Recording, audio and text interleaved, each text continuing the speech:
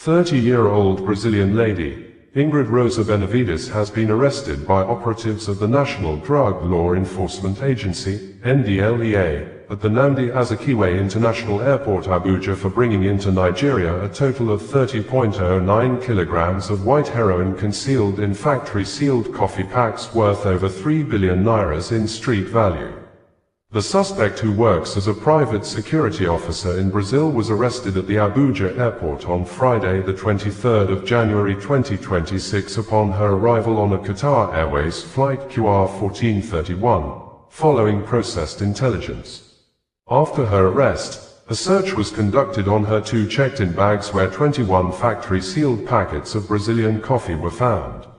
When the coffee bags were opened, rather than containing the beverage, what was found inside were white substances that later tested positive for heroin, weighing a total of 30.09 kilograms, making it the single largest heroin seizure at the Abuja airport. During her preliminary interview, the suspect claimed she brought the white heroin consignment under the guise of coming to Nigeria for holidays. At the Murtala Muhammed International Airport, MMIA, Ikeja, Lagos, NDLEA operatives on Tuesday, the 20th of January, intercepted two passengers, Adediran Adedoyan and Afatakbar Okiko, who were heading to Istanbul, Turkey, aboard a Turkish Airlines flight with a total of 3,990 pills of tapentadol 250 milligrams and tramaking 225 milligrams concealed in food items packed in their bags. Meanwhile, operatives of the Marine Command of the agency in the early hours of Thursday, the 22nd of January, intercepted a wooden boat loaded with 44 jumbo bags of Ghana Loud, a strain of cannabis weighing 1,848 kilograms, at the Jakande beach in Lekki, Lagos. The shipment had barely arrived from Ghana when NDLEA officers acting on credible intelligence stormed the location around 1 a.m., recovered the consignment and the boat. Two suspects, Aminu Ali Baba, 20, and Abdul Rashid Abubakar, 28, were on Friday, the 23rd of January, arrested by NDLEA operatives in connection with the seizure of two bags containing 140 packets of explosives heading to Kano and Kaduna. The bags were intercepted in a commercial bus along Kaduna-Zaria Highway, Zaria, while Aminu Ali Baba was arrested at Karota Park in Kano and Abdul Rashid Abubakar nabbed at Mando Park in Kaduna in swift follow-up operations. An intelligence-led raid at Kwangila, Zaria local government area in Kaduna on Thursday, the 22nd of January, led to the arrest of. I am really shocked by the way some unpatriotic Nigerians have gone on social media, misrepresenting IshowSpeed's visit to Nigeria and using it to project a negative image of their very own country, while attempting to spoil what was a good narrative of a very successful visit. First of all, IshowSpeed never said or implied that Nigeria is smelly. The young man perhaps achieved his most successful stream during his African tour in Nigeria, reaching a milestone of 50 million YouTube subscribers whilst in our dearly beloved country. He is the first black streamer to achieve that milestone, and it occurred in Nigeria, boosted by Nigerian subscribers appreciative of his visit. What these few unpatriotic Nigerians, who have a grudge against their own country, fed by a separatist agenda, have done is take a screenshot of a particular stream where Mr. Darren Jason Watkins Jr. made a face for a few seconds, which he often does all over the world, upon citing something interesting and peculiar.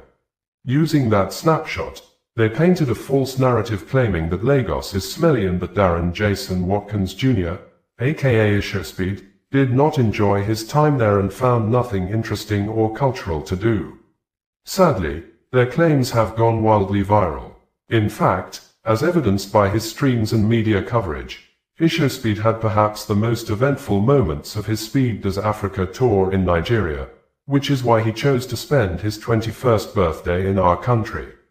He drew his biggest crowds here and was so impressed by that he testified about it. He had gastronomical and cultural experiences, including visiting Freedom Park and eating the world-famous Nigerian jollof rice, which he raved about. Thereafter, he had a belated Dirty December moment by interacting with street dancers in a carnival-like manner, and had intermittent encounters and conversations with street performers, including a man whose physical strength he celebrated after attempting and failing to match his iron-bending skills. IshowSpeed also enjoyed Nigerian couture when he got to wear the special Nigerian hat, known as a fila, made in Nigeria entirely from made in Nigeria fabric. Something that I have been promoting worldwide.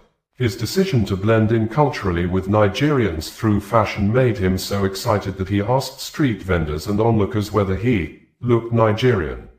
And on his 21st birthday, IshowSpeed was surrounded by schoolchildren in their school uniforms, singing the famous Happy Birthday song to him, almost bringing him to tears. At Freedom Park, IshowSpeed interacted with various Lagos street performers, who taught the quick learner several dance steps particularly suited to the Nigerian music genre of Afrobeats that has taken the world by storm. IshowSpeed then visited Abubakar Malami, a former Minister of Justice and Attorney General of the Federation who was in office from November 2015 till May 2023 when the then President Muhammadu Buhari completed his 8 years tenure in office, under which courts of competent jurisdiction granted several detained Nigerians bail, but the Buhari government refused to release them and even rearrested some of them after they had perfected their bail conditions.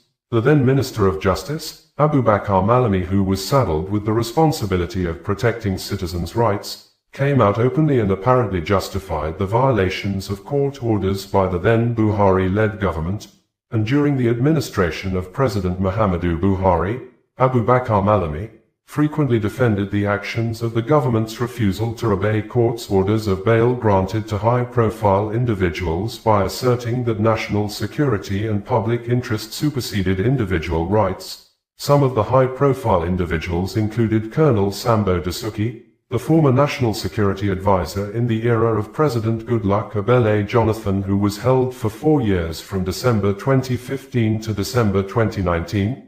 Despite being granted bail by at least 4 different Nigerian high courts and the ECOWAS court, he was repeatedly rearrested by the Department of State Services, DSS, immediately after fulfilling bail conditions. Sheikh Ibrahim El-Zakaki and his wife Zina, detained from December 2015 until they were released in July 2021, were refused bail after federal court declared the detention illegal in 2016 and ordered their release by January 2017, but the government under which Abubakar Malami was a justice minister did not comply, until they were eventually acquitted of all charges by a Kaduna State High Court in 2021.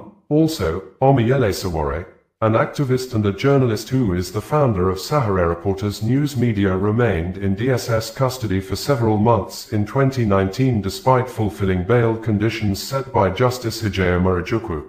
He was rearrested within the courtroom just 24 hours after a temporary release. Nnamdi Kanu, the convicted and jailed indigenous people of Biafra, IPOB leader, was refused bail during his initial trial in 2015. President Buhari then publicly stated during a media chat that Kanu, among others, would not be allowed to go on bail due to the nature of their alleged crimes, despite court rulings. In addition, was Navy Captain Dada Labinjo, who was detained by the Nigeria military from September 2018 until at least late 2019, despite a federal high court order for his release, and during these periods, Abubakar Malami provided several justifications for these detentions. Most notably during his 2019, Nigeria military authority has confirmed the death of 5 soldiers and 1 police officer in an ambush launched by terrorists on Monday at Gidan Wagni area of Zamfara state. The incident may be a reminder of incessant cases of high rates of Nigeria losing its soldiers and other security operatives in ambush, especially as observed as a worsening situation in the year 2025. With the ambush of army barracks and killing of the men of the Armed Forces of Nigeria, AFN, by terrorists in large number began as early as January 2025. It may be recalled that in January 2025, terrorists launched an attack on the 149 Battalion in Malam Fatori, Borno State, leading to the killing of over 20 military personnel, including a battalion commander and senior officers. Within the first quarter, a careful review of news reports showed that more than 100 Nigeria soldiers were reportedly killed in the first quarter of 2025 by terrorists, mostly in ambush. In June 2025, terrorists' attacks on 3 army bases in central and northwestern Nigeria resulted in the killing of at least 17 soldiers. And in September 2025, a major ambush on the Baga-Maiduguri road was reported, where at least 40 soldiers were killed and 65 went missing. While in October 2025, at least 4 soldiers were killed in a Boko Haram ambush in Borno State, while another encounter in Kumshe resulted in 1 soldier killed, and by November 2025, the Nigerian army confirmed the death of Brigadier General Musa Uba and 2 other soldiers following an ambush by ISWAP terrorists near Wajiroko town in Borno State, which some local media reported that several soldiers were killed during the ambush. Even some of the local media stated that those who escaped the ambush, like the Brigadier General, were traced and killed by the terrorists apparently after hours of no rescue or prompt reinforcement by the Nigeria military authority. According to Captain David Adewusi, the media information officer of Operation Fansanyama, the 5 soldiers and the police officer were killed while the troops were returning from a successful operation and responding to a distress call of terrorists' attack in a community in Zamfara state. In his words, Captain David Adewusi said, "Troops of Operation Fansanyama, OPFY, Joint Task Force Northwest, have demonstrated exceptional bravery, professionalism, and resilience following a terrorist ambush along the Bingi-Kekan-Waje-Gusau Road in Zamfara State on the 19th of January 2026. The ambush followed a series of successful offensive operations conducted from 17 to the 19th of January 2026, when troops of Sector 2 OPFY, in conjunction with Peter Obi, the former Anambra State Governor and last presidential candidate of the Labour Party in the Nigeria 2023 general elections, has insisted that the 3 brothers among the 12 persons that died as a result of fire that engulfed the 25-story building of Great Nigeria Insurance House Plaza at Balogun Market in Lagos Island on Christmas Eve, called for help for days with no emergency response from the government under the leadership of President Bola Ahmed Tinubu, saying, the 3 siblings, Mr. Stephen Onyeka Omatu aged 40, Mr. Kazmir Nabuk Omatu aged 39, and Mr. Collins Kenechukwu Omatu aged 37, for days, sent distressing pleas for help while trapped in the building, yet there were no emergency services to rescue them. Several days passed in the rubble before their bodies were finally recovered, several days of unanswered calls, of a system that failed them at the moment they needed it most." Peter Obi made this statement after attending the burial ceremony of the 3 siblings held at Uzokwa community in Ihiala local government area of Anambra State on Wednesday, after Lagos State Government through the Office of the Commissioner for Information and Strategy, Benga Omatoso, in a statement issued on January 1, 2026 stated that as soon as the fire alarm was received on the day, the government deployed teams of first responders to the scene, including the Lagos State Fire and Rescue Service, Lagos State Emergency Management Agency, Lagos State Ambulance Services, security agencies, and other emergency and safety units, but this statement from the Lagos State Government appears not to be in line with an eyewitness account, a resident who spoke with News Central Television at the scene of the fire incident, that a phone call was made across to a fire service in Lagos State, but the fire service demanded 30 million naira's service fee before the fire service would respond to the emergency issue. The resident added that if the fire service had responded on time, the entire building would have been saved, probably with no life lost, because the fire was only at a single floor when the fire service was called. According to Punch newspaper, the 3 siblings died after being trapped inside the burning high-rise building in Lagos, an incident that shocked residents and reignited concerns over fire safety and emergency response in the country. According to family sources, the intensity of the inferno made rescue efforts impossible, and only ashes were recovered for burial. The burial brought grief and sorrow to Ihiala community, with residents praying that their souls find rest and that their family finds strength to pass through this trying time. After the burial, Emotions ran high as the young wives of the deceased, family members, friends, schoolmates. Inspector General of Police, IGP Kayode Egbetoken for days now has refused to speak or deliberately kept mum after a well-known founder of a private organization, Harrison Gwamnishu, who have been assisting Nigeria security operatives with credible and reliable intelligence information that have led to the killing and arrest of several kidnappers, in a video statement on Saturday revealed the complicit of the Nigeria police force in aiding and trying to cover up a reasonable suspect behind the kidnapping of a couple in the late days of November 2025 at Avili community in the Etsiko West local government area of Edo State. And the reasonable suspect happened to be the younger brother of the man who was kidnapped alongside his wife, which, the kidnappers only set free the wife after a sting operational ransom money of 20 million nairas was given to the kidnappers, with the reasonable suspect fully aware of all arrangements of the top-secret security plans of Harrison Gwamnishu, but decided to make the sensitive security information public even when his elder brother is still held captive by the kidnappers. The reasonable suspect, in a TikTok video live streaming, admitted that he was actually among the people arrested by soldiers over an issue. The reasonable suspect refused to state.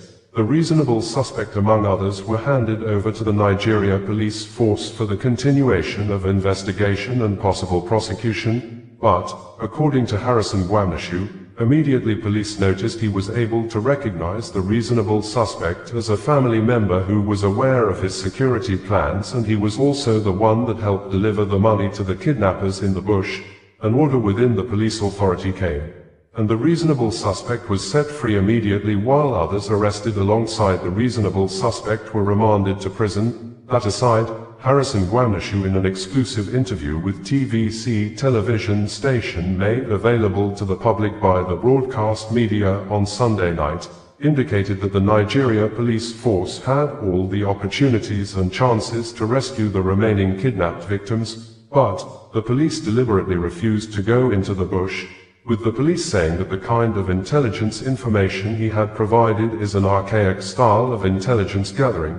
This, according to Harrison Gwamnishu, forced him to show the police video evidences of how his style of intelligence has aided successful offensive operation against kidnappers, but all his explanations went on deaf ears. Even when for days, the tracking devices he added to the special money he mixed with the original money given to the kidnappers as ransom was still showing the exact location of the kidnappers and other useful information that could have enabled the police mobilize and rescue the remaining kidnapped victims.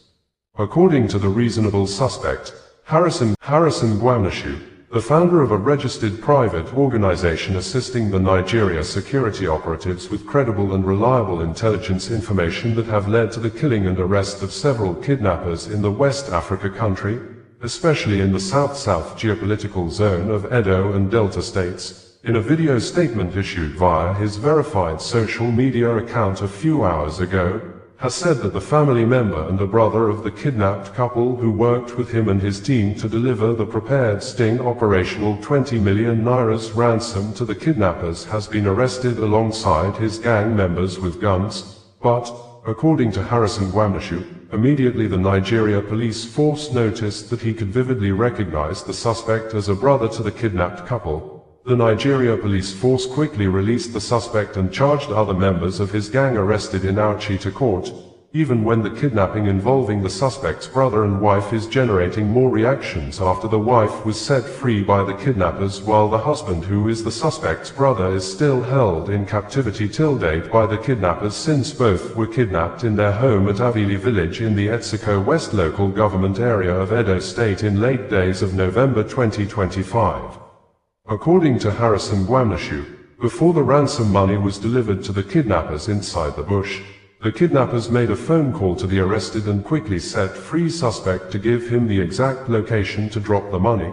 He was surprised to hear one of the kidnapped victims, the husband still with the kidnappers, begging his brother, who is currently seen as the suspect behind the kidnapping, to forgive him if he has done anything wrong to him. The pleading shocked him, but Harrison said he decided to act as if he never heard anything. Harrison Gwamnishu added that the suspect, he was the family member that raised the alarm that the ransom money wasn't complete, that was the reason the kidnappers only released the wife and refused to set free the husband. Stating clearly that everyone who participated in taking the money to the kidnappers affirmed that the kidnappers never counted the money. That even if the kidnappers had counted the money, he prepared the money specially by only scattering the tracking devices on the dummy Naira notes that looked like original Naira notes in a manner that made the whole money complete. The family member who delivered the ransom to the kidnappers and some of his gangs were arrested with guns in Auchi by soldiers. The soldiers handed them over to Auchi Area Command.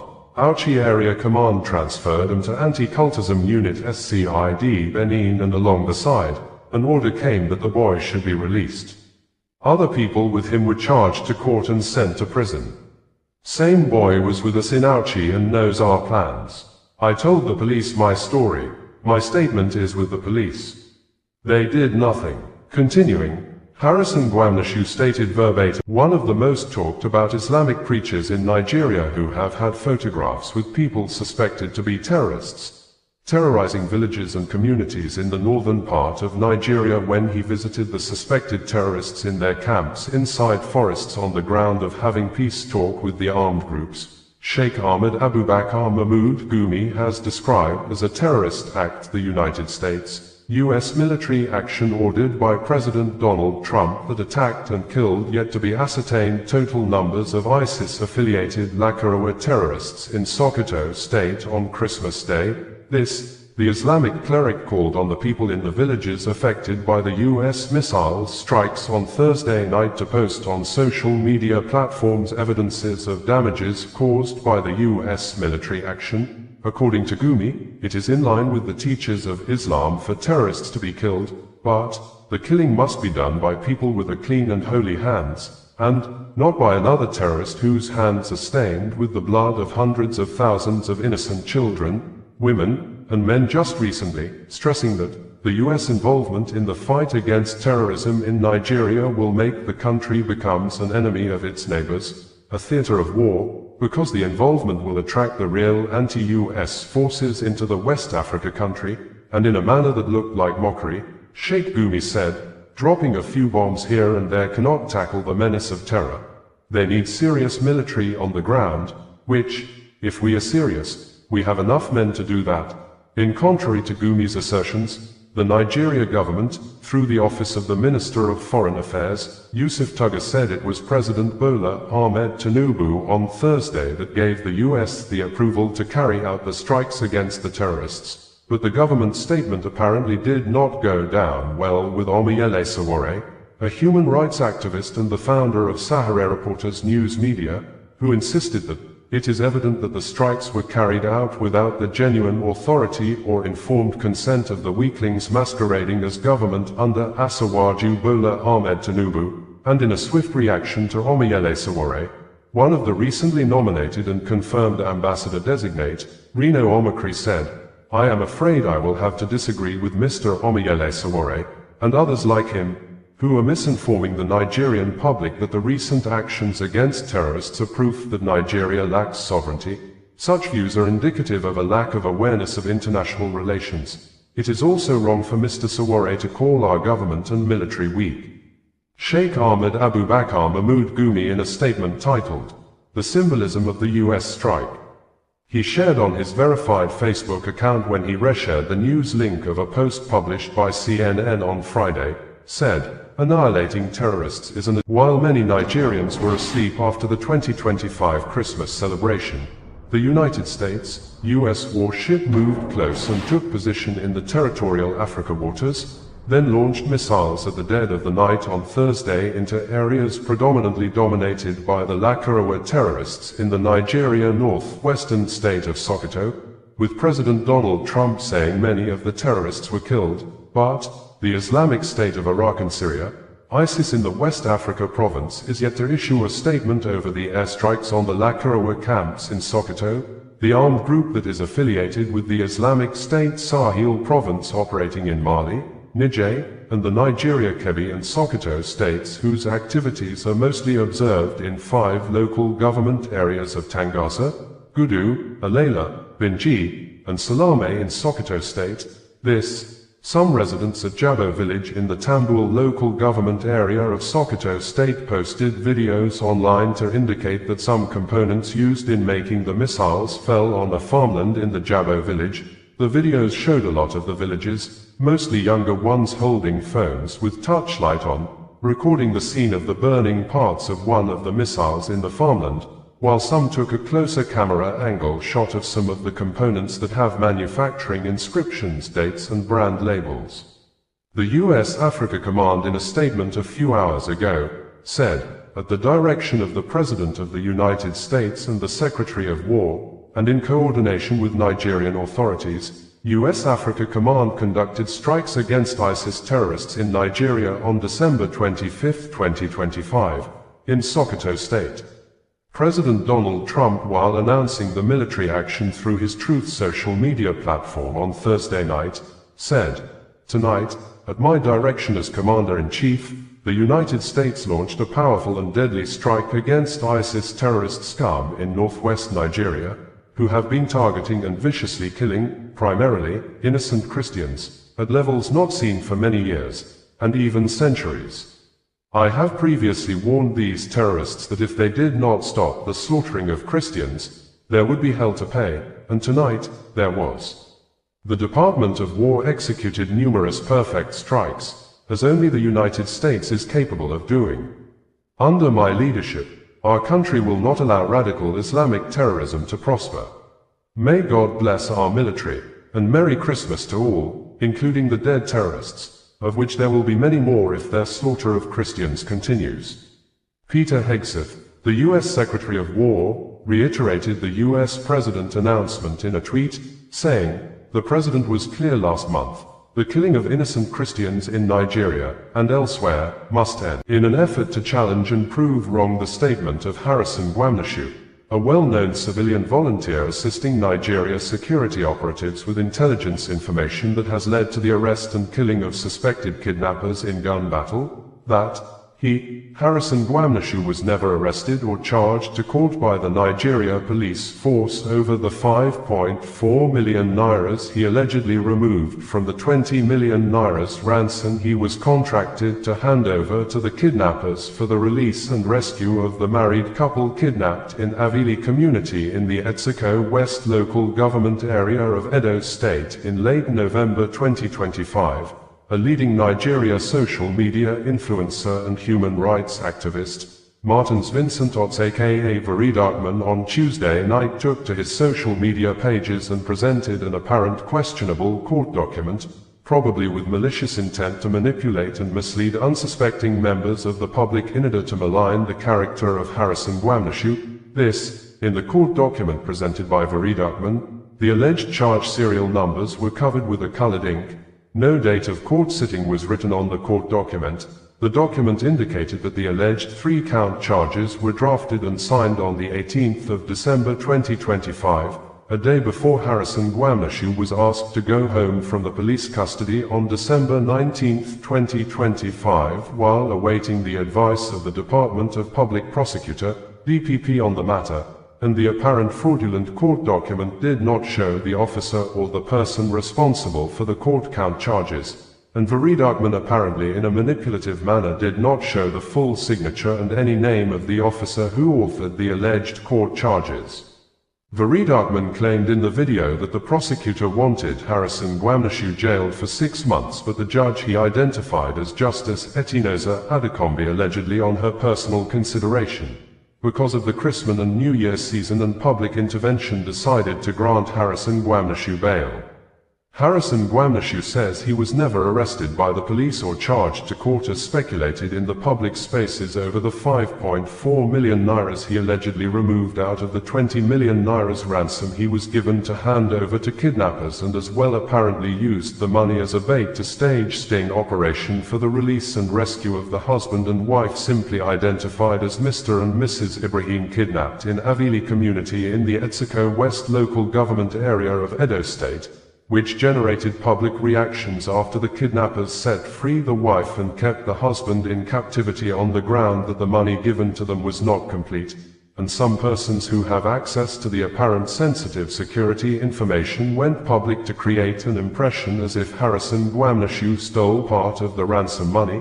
Even Gwamnishu says he was never arrested by the police or charged to court as speculated in the public spaces over the 5.4 million nairas he allegedly removed out of the 20 million nairas ransom he was given to hand over to kidnappers, and as well apparently used the money as a bait to stage sting operation for the release and rescue of the husband and wife simply identified as Mr. and Mrs. Ibrahim, kidnapped in Avili community in the Etsiko West local government area of Edo State, which generated public reactions after the kidnappers set free the wife and kept the husband in captivity on the ground that the money given to them was not complete, and some persons who have access to the apparent sensitive security information went public to create an impression as if Gwamnishu stole part of the ransom money, even when Gwamnishu explained to them that it is part of his operational procedures to remove some cash from the ransom money.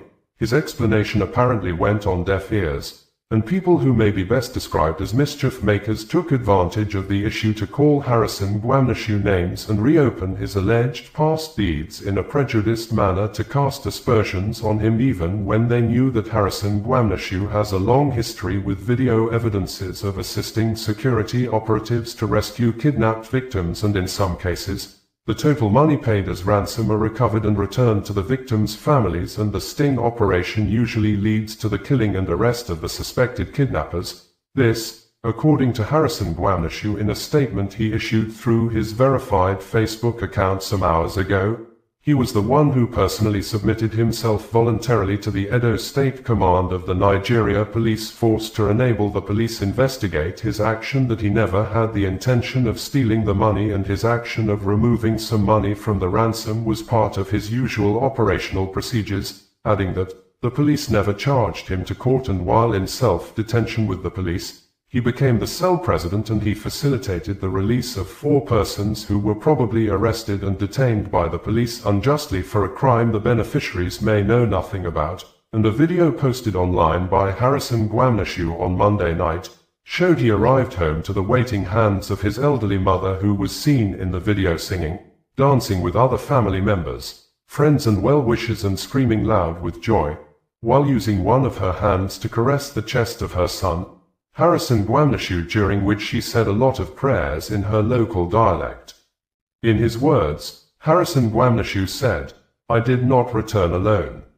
During my time in custody, I became the cell presido, OBJ, and later handed over that responsibility to a young man, Honorable, who had also been unjustly arrested and detained. While there, I quietly supported the release of 4 individuals who were barely 1 month after terrorists invaded the Christian school on November 21, 2025 and kidnapped over 230 school children at the St. Mary Catholic Church School in Papri Town in Niger State. The Nigeria government, under the leadership of President Bola Ahmed Tinubu, has announced the complete release of all the abducted church school children by the terrorists.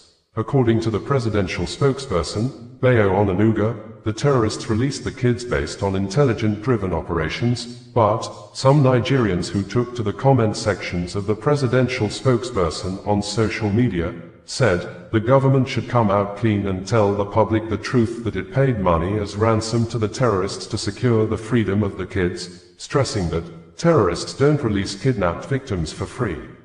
Bayo Onanuga, the presidential spokesperson, had said in a statement he issued and made available yesterday that the remaining 130 school children abducted by terrorists at St. Mary's Catholic School in Papri, Niger State, on November 21st, have now been released. They are expected to arrive in Minna on Monday and rejoin their parents for the Christmas celebration. 100 were released earlier by the terrorists, taking the total of freed students to 230. The freedom of the school children followed a military intelligence-driven operation. Some social media users who are apparently Nigerians took to the comment sections of the presidential spokesperson post both on Facebook and X social media platforms and expressed themselves over the new developments, some of which are presented verbatim below. Rilwan Ibrahim said, "Released not rescued. Kidnappers don't release captives for free. In all thank God for their lives. Femi Adeboye said. So what happened to their abductors? Were they engaged in the way they understand, or they were released after monetary negotiation? We thank God for the release of these children. At the same time, what happened to the abductors? Akingbade Aganbiade said, military intelligence-driven operation. As how many bandits did they arrest? Banki Alesh said, a wheeler-dealer government of no direction will never say the truth. Only God knows how much ransom was paid from the hard-earned resources or borrowed funds of this country. No amount of propaganda or damage control. Nigerians becomes wiser every day with all your antics, and they're ready for you come 2027.